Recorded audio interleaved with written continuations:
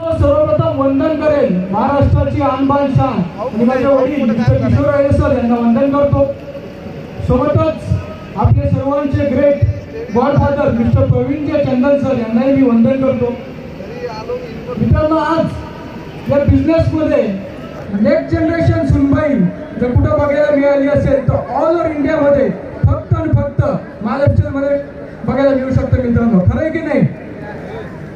मित्रांनो, आज या महाराष्ट्रात बिझनेसची पॉवर एकच सांगतो, आज टाइम कमी आहे, एकच सांगतो की आज या महाराष्ट्रात बिझनेसची ताकद आहे मित्रांनो, की एक मिडल क्लास टीचरचा मुलगा आज या स्टेजवर एक मिलियनियर म्हणून, एक करोडपती म्हणून उभा आहे ॲट द एज ऑफ 27 फक्त आणि फक्त महाराष्ट्रात।